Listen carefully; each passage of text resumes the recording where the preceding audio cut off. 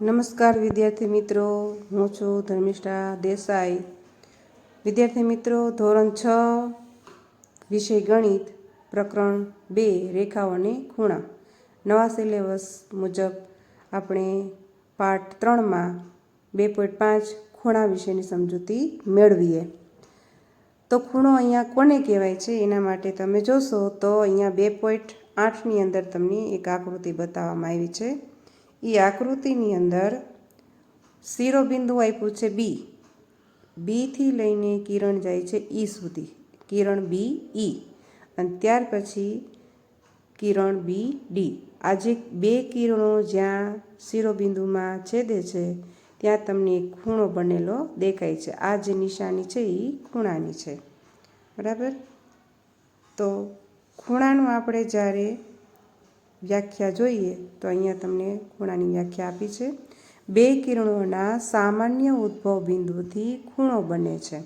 એટલે આપણે અહીંયા જોયું કે કોઈ એક બિંદુ છે ત્યાંથી જ બે કિરણો પસાર થતા હોય તો એનું ઉદ્ભવ બિંદુ એક જ હોય. સ્ટાર્ટિંગનું જે બિંદુ છે એ બંનેમાં એક જ હોય, ત્યારે એ ખૂણાનો ભાગ બને છે, બરાબર. હવે નીચે સ્થિતિ 1થી લઈને સ્થિતિ 6 સુધીની સ્થિતિ આપેલી છે, અને જે સ્થિતિ આપે છે એમાં દરેકના હાથમાં પુસ્તક છે. એ પુસ્તકના જે બે ભાગ છે એ ખોલવામાં આવે છે, અને ખોલે ત્યારે કેવો ખૂણો બને છે એ તમે જો. પહેલું જ્યારે ખૂણો ત્યારે આટલો ખૂણો બન્યો, ત્યાર પછી થોડુંક વધારે ખોલવામાં આવ્યો એટલે આટલો ખુલ્યો, ત્યાર પછી આખો ખોલ નાખ્યો એટલે એનો ખૂણો આટલો બન્યો. ત્યાર પછી સ્થિતિ 4ની અંદર પાઠ્યપુસ્તક જે છે એ આખું ખોલી નાખવામાં આવ્યું એટલે એનું આખું જે વળાંક છે એ વક્ર સ્વરૂપે દેખાય છે. અને સ્થિતિ 5માં ખોલીને આખું વાળી દેવામાં આવે છે એટલે કે વક્ર સ્વરૂપે દેખાય છે. તો સ્થિતિ 1નો જે ખૂણો છે એ સ્થિતિ 2 કરતાં નાનો છે, એટલે કે સ્થિતિ 2નો ખૂણો મોટો છે. એના કરતાં પાછો સ્થિતિ 3નો ખૂણો મોટો છે, અને સૌથી મોટો ખૂણો છે એ સ્થિતિ 5નો છે, બરાબર. ત્યાર પછી આપણે જોઈએ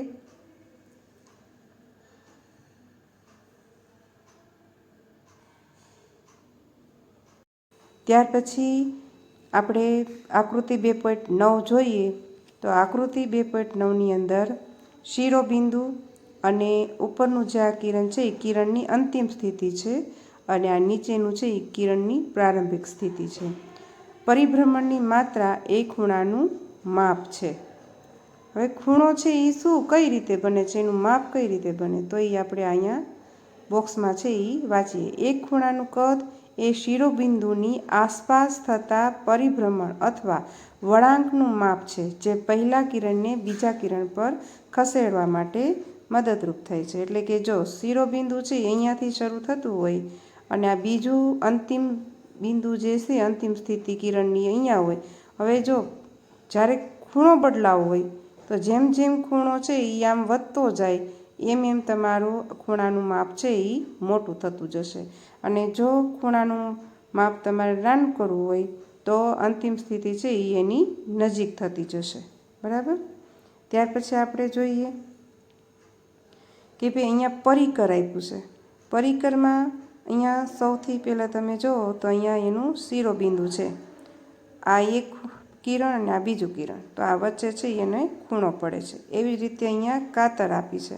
તો કાતરની અંદર પણ તમારે અહીંયા જે પોઈન્ટ કર્યો છે ત્યાં એનું શિરોબિંદુ છે એ કાતરની અંદર બે લાઈન બની એટલે કે બે કિરણ છે, અને વચ્ચે જે છે એનો ખૂણો પડે છે. કાતરમાં પણ આપને ખૂણાની નિશાની દેખાય છે. ત્યાર પછી આપણે જોઈએ ચશ્મા, પાકીટ અને અન્ય સામાન્ય વસ્તુઓના ચિત્રો જુઓ. તેમની ભુજા અને શિરોબિંદુને ચિહ્નિત કરીને તેમાંના ખૂણાને ઓળખો. એટલે કે અહીંયા તમને જે ચશ્મા દેખાય છે તો અહીંયા જો આ ચશ્માનો દાંડલો અને ચશ્મા, એટલે અહીંયા તમને છે એક ખૂણો પડેલો દેખાશે બંને બાજુ, બરાબર. એવી રીતે પાકીટમાં અહીંયાથી અહીંયા સુધી એટલે આ ખૂણો પડેલો દેખાય. પછી અહીંયા જે બોક્સ છે એમાં અહીંયાથી અહીંયા જે આ બોક્સ છે એમાંથી અહીંયા, પછી અહીંયા આ જે સ્ટેપલર છે તો સ્ટેપલરમાં અહીંયાથી અહીંયા, એટલે ભુજા, ભુજા એટલે કે આ જે કિરણ સ્વરૂપે જે લાઈન આપેલી છે એને ભુજા કહેશું. અને જ્યાં બે કિરણો જોઈન્ટ થાય છે ત્યાં એને શિરોબિંદુ કહેશું. ત્યાર પછી આપણે જોઈએ વિચારો અને શોધો. અહીંયા તમને એક સાયકલ આપી છે. સાયકલમાં કિરણ કોને કહેવાય, ખૂણા કોને કહેવાય એ આપણે જોશું. તો સૌથી પહેલાં અહીંયા ડી બિંદુ છે. ડી બિંદુથી તમને સી સુધી, પછી બી સુધી અને એ સુધી જાય છે. એટલે અહીંયા તમને બે ખૂણા જોવા મળશે. એવી રીતે અહીંયા એક બોક્સ છે, એમાં પણ આપણે ખૂણા બનાવવા હોય તો અહીંયાથી એક લાઈન કરીને નીચે કરો એટલે આ એક ખૂણો બની જશે. તમારે એવી રીતે ન કરવું હોય તો તમારે બીજી રીતે જો અહીંયાથી આ જોઈએ તો આમથી લઈ આમ પણ ખૂણો છે એ બની શકે છે. ત્યાર પછી આગળ આપણે જોઈએ એક નિસરણી આપી છે. નિસરણીમાં પણ તમારે આ બે લાઈન ભેગી કરીએ તો ખૂણો બને છે. અહીંયા પુલ જેવું છે તો એમાં પણ આ ખૂણા પડે છે. બરાબર. અહીંયા ખાલી ચિત્રની અંદર ખૂણા ક્યાં દેખાય છે એ તમારે દર્શાવવાનું હતું. ત્યાર પછી આપણે બીજો પ્રશ્ન જોઈએ. બાજુઓ એસટી અને એસઆર ધરાવતો ખૂણો દોરો અને તેના નામ લખો. એટલે બાજુનું નામ છે એસટી, એટલે આપણે અહીંયા એક કિરણ પહેલાં દોરીશું. અહીંયા જે બિંદુ છે ત્યાં આપણે એસ નામ આપીએ. હવે બીજું છે એસઆર, એટલે એસ કોમન નીકળ્યો છે એટલે આપણે આ એસ છે ત્યાંથી જ આપણે બીજું બિંદુ કિરણ છે એ દોરશું અને ત્યાં આપણે નામ આપશું આર. એટલે આ જે બે કિરણ બન્યા એક એસ ટી અને એસ આર, અને અહીંયા જે ખૂણો પડ્યો એ એસ ખૂણો પડ્યો. હવે આનું તમારે નામ આપવાનું છે. તો ખૂણો ટી એસ આર પણ આપી શકો અથવા તો ખૂણો આર એસ ટી. અહીંયા એસ છે ને એ મધ્યમાં રાખવાનું રહેશે કારણ કે એસ છે એ ખૂણો છે. અને અહીંયા તમારે ખાલી ખૂણો એસ પણ લખી શકાય. ખૂણાના ઘણી રીતે ઘણા પ્રકારથી લખી શકાય. અહીંયા એક જ ખૂણો પડેલો છે એટલે ખૂણો ટીએસઆર અથવા આરએસટી અથવા એસ, આ સ્વરૂપે તમે ખૂણાના નામ આપી શકશો. ત્યાર પછી આપણે જોઈએ એક ખૂણો આપ્યો છે, આકૃતિ દેખાડે છે કે ભાઈ આ રીતે આકૃતિ દોરી છે. એમાં ખૂણો એ પી અને સી. ખૂણો એ પી સી આપેલું છે તમને, એમાં કે છે પી છે એ ખૂણો દેખાડે છે, છતાં પણ ખૂણો પી તરીકે કેમ દર્શાવી ન શકાય? કારણ કે અહીંયા ત્રણ કિરણો પીની અંદરથી ત્રણ કિરણ પસાર થાય છે. એક તો કિરણ પી એ પસાર થાય છે, બીજું કિરણ તમને કિરણ પી બી પસાર થાય છે અને ત્રીજું કિરણ છે કિરણ પીસી. બરાબર.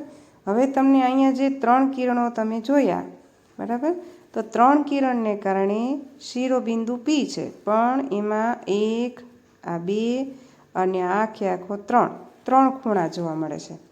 એટલે કોઈ એક ખૂણો પી નથી જોવા મળતો. એટલા માટે આપણે ખૂણો એપીસીને ખૂણો પી તરીકે દર્શાવી શકતા નથી. બરાબર વિદ્યાર્થી મિત્રો. ત્યાર પછી આપણે જોઈએ પ્રશ્ન 4. આપેલી આકૃતિમાં ચિહ્નિત કરેલા ખૂણાઓના નામ આપો. અહીંયા તમે જોવો છો કે ભાઈ એરો દોરેલો છે, એક અહીંયા સુધીનો અને એક અહીંયા સુધીનો. તો તમારી જે ચિહ્ન દોરેલા છે એના નામ આપવાના છે. તો સૌથી પહેલાં આપણે આ જે લાંબો મોટો ખૂણો છે એનું નામ આપીશું. ટી બિંદુ છે એ શિરોબિંદુ છે એટલે ટી આપણે વચ્ચે રહે એ રીતે નામ આપશું.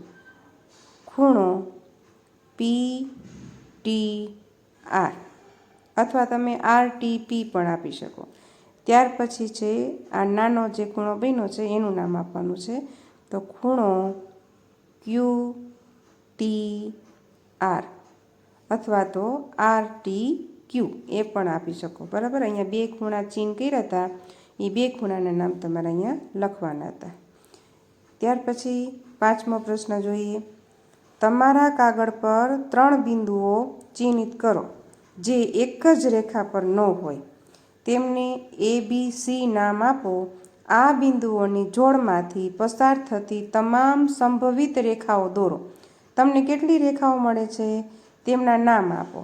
તમે એબીસીનો ઉપયોગ કરીને કેટલા ખૂણાને નામ આપી શકો છો તે લખો અને આકૃતિ 2.9માં દર્શાવ્યા મુજબ દરેકને વક્ર સાથે જ ચિહ્નિત કરો. ચાલો તો આપણે આ પ્રશ્ન 5નો જવાબ માટે 3 ટપકા જે કીધા છે પેજમાં એ કરીએ. 1 2 3. ત્યાર પછી એના નામ છે બિંદુ A, B અને C. હવે આમાંથી રેખા પસાર કરવાની છે. આ એક રેખા, બીજી રેખા અને ત્રીજી રેખા. વિદ્યાર્થી મિત્રો, તમે ફૂટપટ્ટીથી બિંદુની સામે પસાર થાય એ રીતે ફૂટપટ્ટી રાખીને દોરજો. હવે એમાં 2.9માં જે રીતે વક્ર સ્વરૂપે ખૂણો દેખાડ્યો છે એ રીતે તમારે ખૂણા દેખાડવાના છે આ રીતે. હવે એના નામ પણ આપણે આપીશું કે ખૂણો ABC, ખૂણો BCA અને ત્રીજો ખૂણો છે ખૂણો CAB. આ 3 ખૂણા છે એ આ 3 ટપકા દોરવાથી અને રેખાને જોડવાથી બનશે. અને એમાં રેખાના નામ પણ આપવાના છે. તો રેખા AC, રેખા BC અને એક AB. એ 3 રેખા બનશે. ત્યાર પછી આપણે જોઈએ પ્રશ્ન 6. હવે તમારા કાગળ પર 4 બિંદુઓ એવી રીતે ચિહ્નિત કરો કે જેથી તેમાંના કોઈ પણ 3 એક જ રેખા પર ન હોય. તેમને ABCD નામ આપો. આ બિંદુઓની જોડમાંથી પસાર થતી તમામ સંભવિત રેખાઓ દોરો. તમને કેટલી રેખાઓ મળે છે તેમના નામ આપો.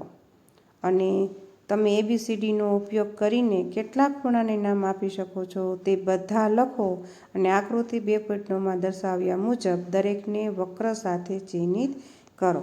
હવે આગળ જે આપણે 3 ટપકા દોર્યા હતા એ જ રીતે આપણે અહીંયા 4 ટપકા કરવાના છે. 1 2 3 અને 4. ચારે ચારને આપણે જોડીએ. 1 2 3 અને 4. નામ આમાં આપ્યા છે. આનું નામ A છે, આ B, આ C અને આ D. હવે 2.9ની જેમ આપણે વક્ર સ્વરૂપે ખૂણા દેખાડશું. આ 1 2 3 અને 4. ચારે ચારના આપણે નામકરણ કરશું. બરાબર. તો પેલું જે ખૂણો છે એનું નામ આપણે અહીંયા તમને દેખાડું. પેલો ખૂણો છે એ ખૂણો ABC બનશે. એટલે પહેલાં તમે નામ આપજો ખૂણો ABC. પછી તમારે હવે Bને ખૂણો બનાવવાનો છે. તો તમારે Bનો ખૂણો બની ગયો છે. હવે Cને બનાવો. તો Cને બનાવવા માટે BCD એટલે નવો ખૂણો BCD. હવે તમારે Dને ખૂણો બનાવવાનો છે એટલે CDA, ખૂણો CDA. હવે વચ્ચે હવે A આવશે એટલે હવે DAB. તો ખૂણો DAB. તો આ રીતે છે એ પ્રશ્ન 6 છે એનો જવાબ થશે. 4 ટપકા કરી 4 રેખા દોરવાની અને ચારે ચારના નામ આપવાના. ત્યાર પછી દરેક વચ્ચે જો BCDA તમે વચ્ચે જોશો ત્રણેયમાં ચારે ચારમાં તો ચારે ચાર વખત બિંદુઓ છે એ એક વાર વારાફરતી આવી જાય છે. તો વિદ્યાર્થી મિત્રો, હવે આપણે 2.6 ખૂણાઓની સરખામણી નેક્સ્ટ લેક્ચરમાં કરીશું. ત્યાં સુધી આવજો.